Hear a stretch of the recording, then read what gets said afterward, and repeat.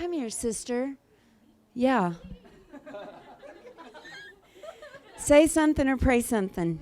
Or sing. Hey, do you sing? Who said that? Pray something, say something, testify, whatever. It's funny because I was talking to Elise in the car about the sovereignty of God and how I'd heard that word in my head over and over and over again, Padishah, and then I looked it up and it meant sovereign king, and I was like, it just made me think about the sovereignty of God in my own life, and he brought me back through from the beginning till he encountered me, like where I was and where he met me and how sovereign he was and all of that. And I was just thinking about how, like, even just coming to Freedom Friday on a Wednesday, I remember like hearing about it, but being so religious, Tell it. Yeah, I wanted Jesus. For the first time in my life, I actually really wanted him. I got everything that I thought that I would ever want in life, and I was miserable, and I wanted to die. I just was like, what's the point of anything? Like, nothing actually makes me happy, but I had this thought, like, but there's Jesus. So I'll try Jesus. And so I talked to my friend Joanna, and she was like, yeah, you should come to church with me. So I went to church, and the sermon wasn't anything like, spectacular, but Jesus encountered me. For the first time ever, like, I'd been in church my whole life and never, ever had, like, any kind of emotional response or anything. Like, it was just like, can this be over so we can go shopping, or I want to go to eat, or whatever. Like, I was never engaged. It never, like, drew me in, nothing. But this time, at the end, he called everybody to either give their lives to Jesus or give them back to Jesus. And I just started crying, and I hate crying in front of people. So I was like, what's happening? Oh my gosh. Huh? No, not this time. This is a different time. This is before I came here. And so I was like crying, and I was like, I don't cry in church. This is so weird. Nobody else was crying, but I was like, literally, I couldn't help it. And I was just like, okay, I'm going to give it to you. Like, you can have my life. I ran it into the ground, so you can have it now. And so after that, I was just so hungry. I just like read my Bible. I'd never read my Bible before. I was like listening to worship music. I was just like, I wanted him. I wanted him so bad. And I'd wanted him before, but the world was so much more appealing to me that I would like maybe give him a week or two of my time. And then it was like, well, everybody else says they're Christians and they're doing that, so I'm going to go do that. I'll be fine. And in my mind, I thought, if I ever have to give God my whole life, it'll be like when I'm 40 and I won't want to do anything fun anyway. So like, when I'm done with all my fun, then I'll give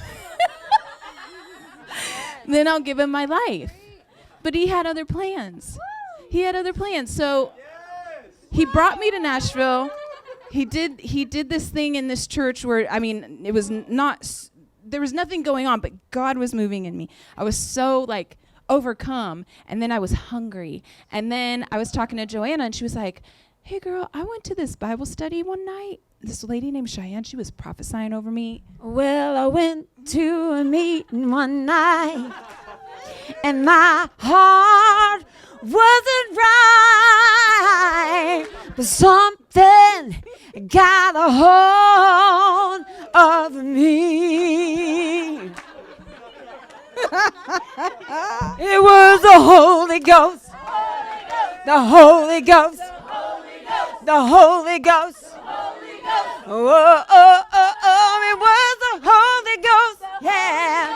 Holy Ghost. The Holy Ghost. The Holy Ghost. The Holy Ghost. Yeah. I went to a meeting one night, and my heart wasn't even close to right. Oh, but something got a hold of me.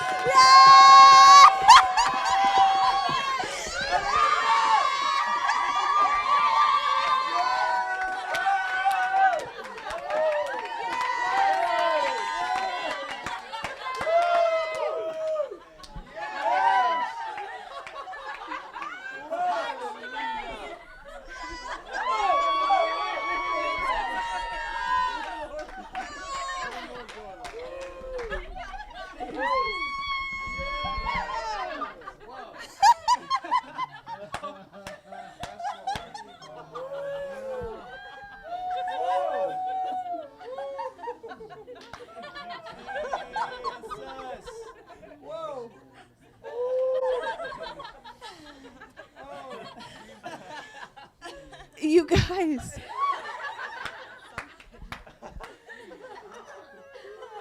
I went for years not actually knowing if God was real.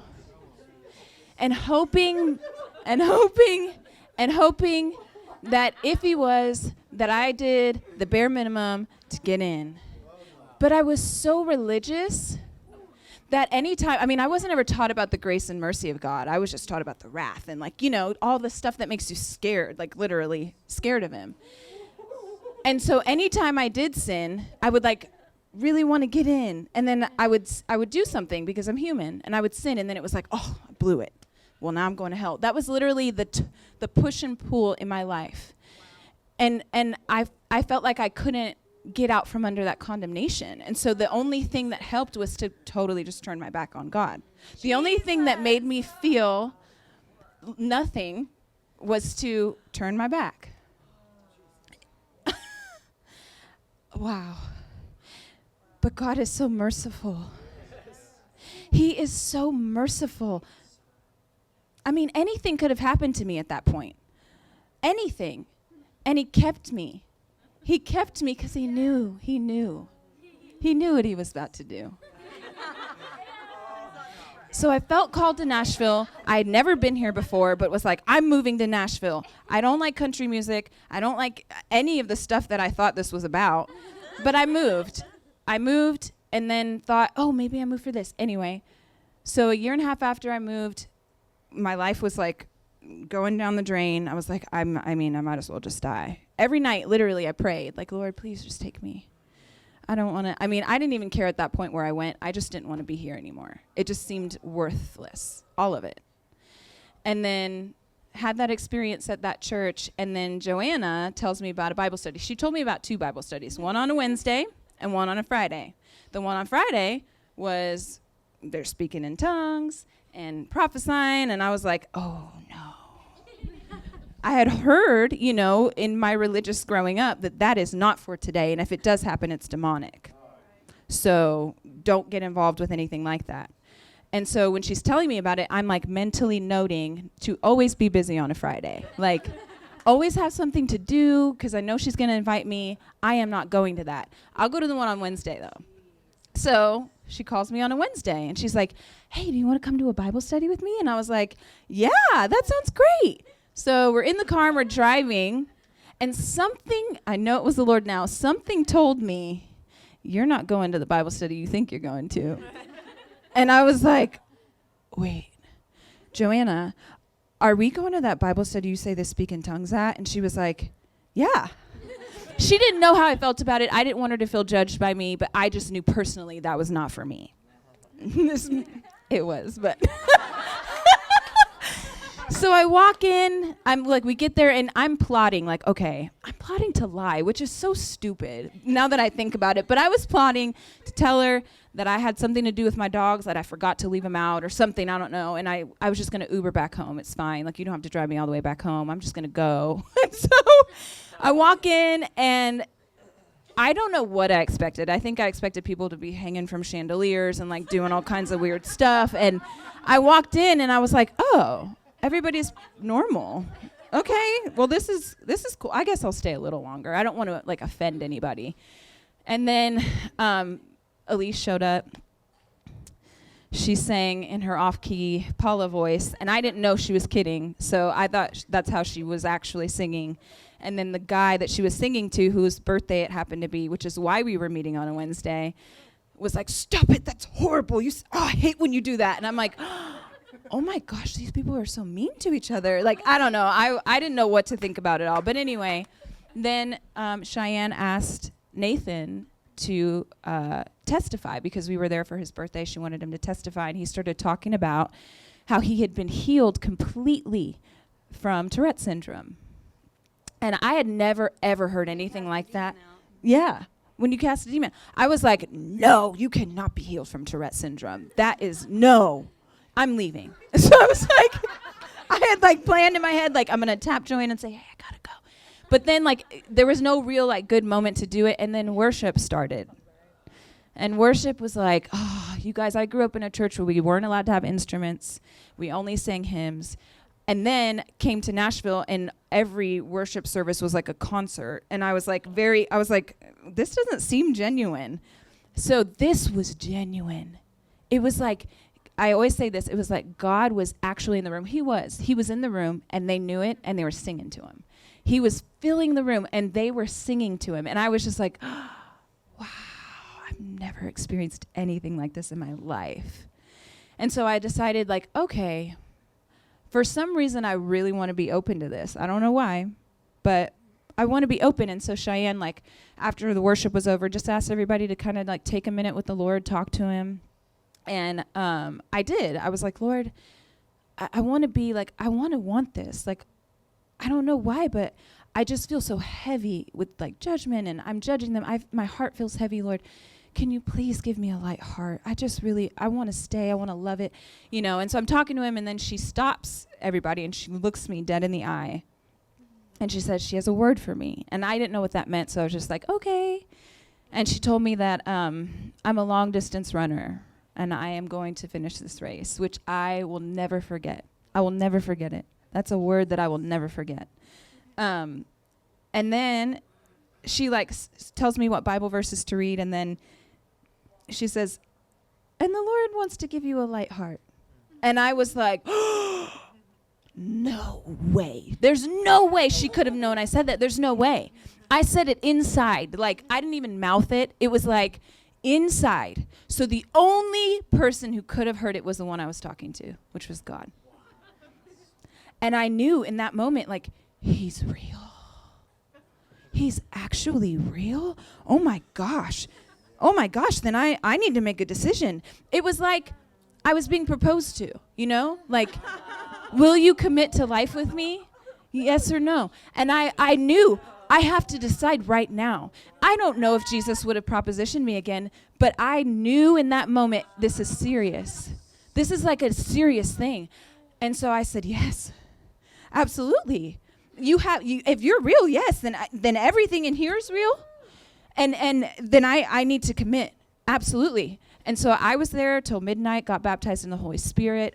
I was like, I wanted it. I wanted it so badly. When I knew it was real, I wanted it even more. And then I got baptized in water 2 days later. And I mean, the Lord has been doing such a work in my life the last 4 years. Like, I can't even fathom life without him. I don't know what I was doing before him. I honestly don't know. I don't know how people could meet him and turn away. I don't understand it.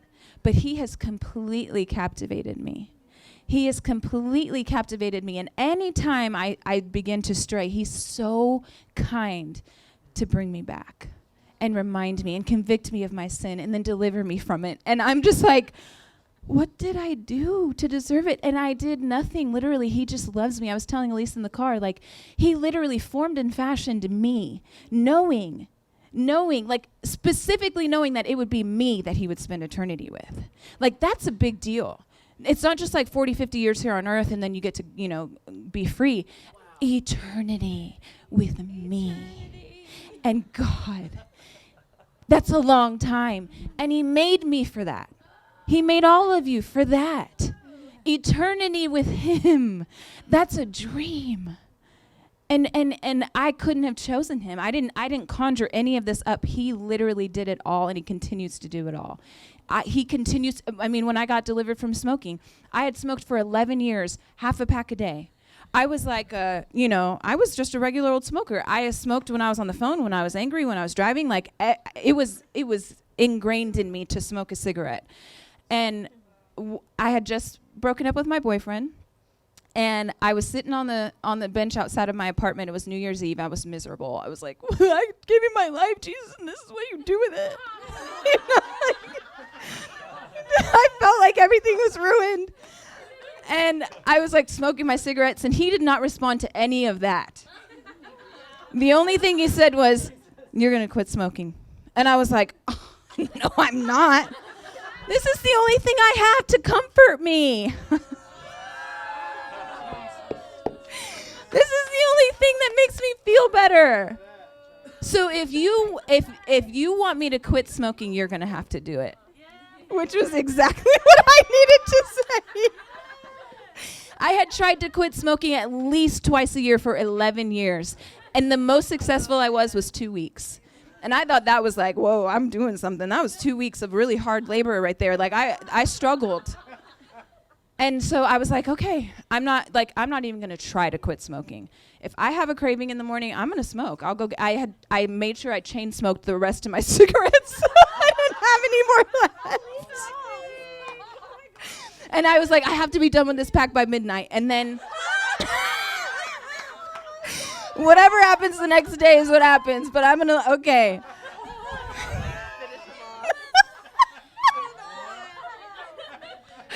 And so I woke up the next day and was like, that was my thing. The morning cigarette was like how I started. Right when I woke up, I'd smoke a cigarette. And now this was before she came to our church. This is actually after, but this was so I came in August. The Lord was still doing some stuff, but he got me in December. I tried to hide it. I think the only person who knew was Michelle, and she would say like, do you know that you can stop? And I'm like, I know, but I try anyway. But the Lord, he had a plan. He had a plan. And so the next day I woke up fully expecting to be like, all right, I'm going to go get a pack of cigarettes because I'm having a craving, and literally did not want one at all that whole day. And I was like, this is interesting, but maybe tomorrow, I don't know. And literally it's been 3 years. I have not had a cigarette since, haven't wanted one. I go into grocery stores and look at cigarettes and get nauseous. Like, God totally took it from me, and I didn't have to do anything but say, you have to do it. I even was like plotting on how I was going to like go and get my pack the next day because I just knew I was going to have a craving, and I didn't. He just completely delivered me from depression and suicidal thoughts and anxiety. I didn't even ask for that. I just woke up and I was fine. I didn't want to die every day. There was purpose, there was hope in Jesus. There's hope in Jesus. This world maybe could satisfy you just a little bit, but Jesus is the only one that can truly satisfy you. Truly satisfy you. That's not like an opinion of mine. That's a fact. Jesus is the only one that can satisfy you. Period. T. Period T. I can't say it, but she can. Period. Period. Period.